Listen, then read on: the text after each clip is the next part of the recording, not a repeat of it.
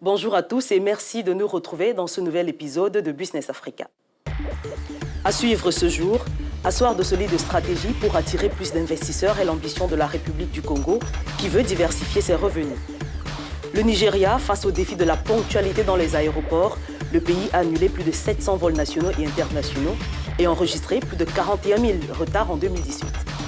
Et puis, la crise économique au sein de l'établissement bancaire sud-africain VBS n'a pas épargné ses clients, en particulier les petits épargnants aujourd'hui abandonnés à leur sort.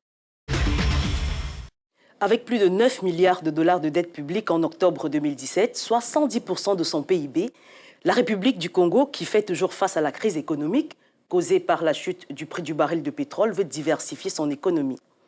Le pays mise sur le contexte actuel d'une nouvelle hausse de l'or noir. Et pour soutenir une reprise progressive de sa croissance, il a présenté ses futures stratégies. C'était lors du récent forum Vox Eco de Brazzaville. Un reportage de Serge Kofi, Philémon Ballet et Farid Banzouzi. Avec des terres en quantité suffisante, environ 10 millions d'hectares, un réseau hydrographique très développé, un climat favorable à l'agriculture, des ressources pétrolières et minières, le Congo est considéré comme une terre d'investissement. Des investissements qui restent insuffisants selon un classement de la Banque mondiale du fait d'un encadrement juridique insuffisant. L'autre élément qu'il faut améliorer, c'est le problème de la fiscalité.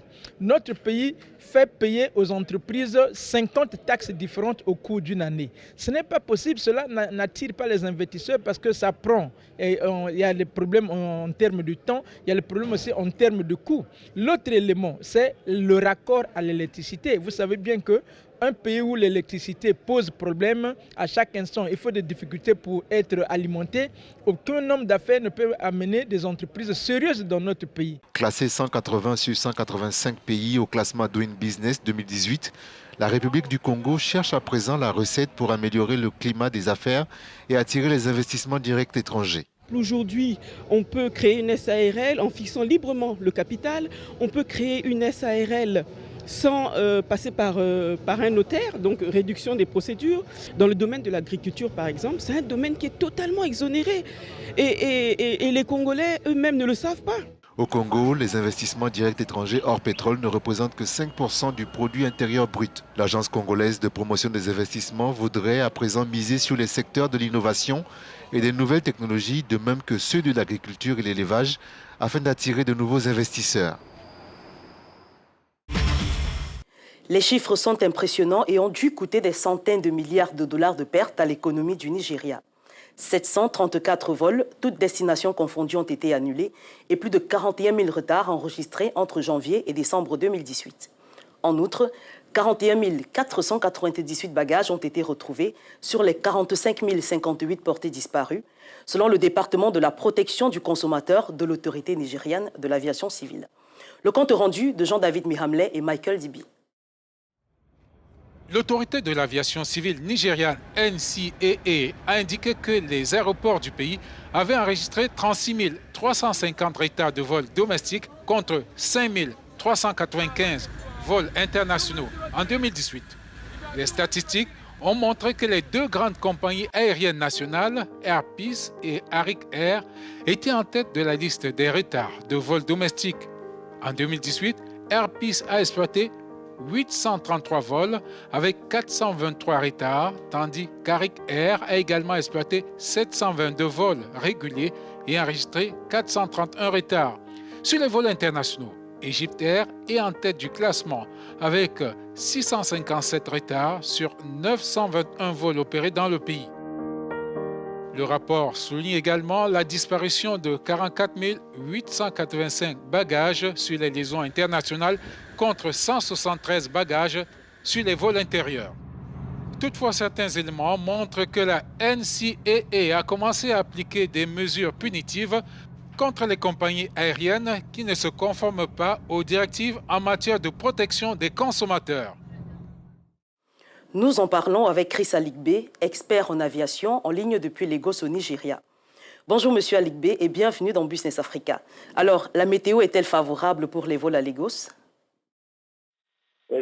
Bonjour, il fait beau à Lagos. Alors, l'autorité de l'aviation civile nigériane, NCAA, a enregistré 36 350 retards sur les vols intérieurs et 5 395 vols internationaux en 2018. Quel est l'impact de ces retards sur l'économie du pays? Les vols intérieurs ont été très utiles dans une relation d'affaires parce que la plupart des gens qui voyagent sont des hommes d'affaires qui se connectent d'un point à l'autre, et particulièrement entre Lagos et Abuja, qui est le siège du gouvernement. De tels mouvements ont donc contribué à l'avancement de leurs entreprises, mais si vous essayez d'examiner la situation financière en termes de chiffres, ce n'est pas quelque chose que je peux vous donner maintenant.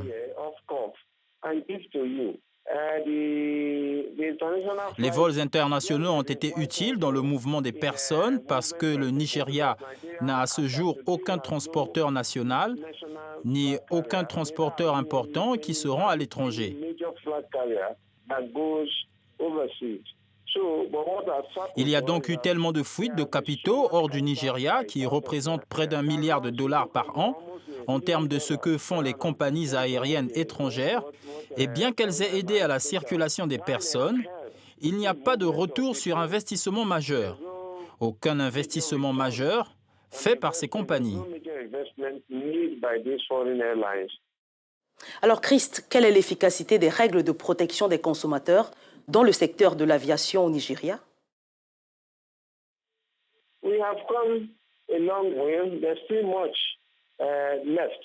Nous avons parcouru un long chemin, mais il reste beaucoup à faire.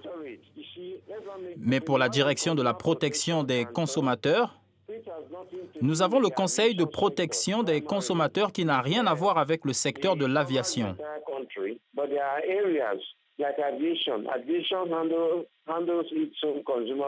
L'aviation s'occupe elle-même de la protection des consommateurs parce qu'il existe dans le secteur de l'aviation une direction qui s'en occupe.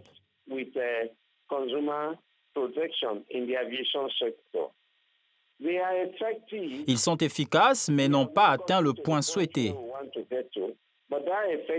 La règle de l'aviation civile, la loi 19, traite spécifiquement des droits des passagers et de la protection des consommateurs.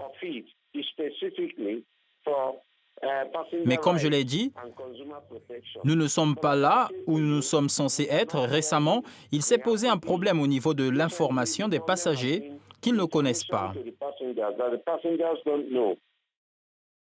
Alors, quelle forme de mesures punitives contre les compagnies aériennes pourraient, selon vous, être mises en place pour protéger les clients?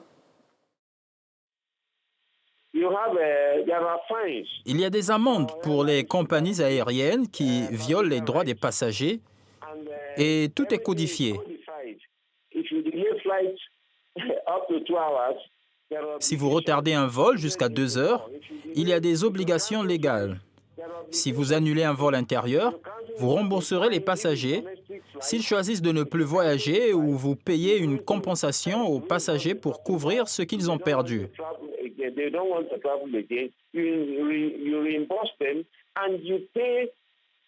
Si c'est fait à la fois, le passager ne peut pas rentrer chez lui, alors vous serez dans l'obligation de lui faire une réservation d'hôtel. Sauf si un passager refuse.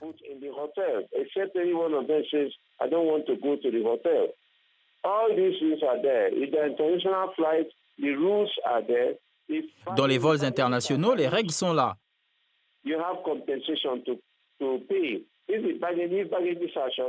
Si les bagages sont endommagés, vous devez payer une compensation et ces règles sont conformes à la réglementation idéale en ce qui concerne les droits des passagers.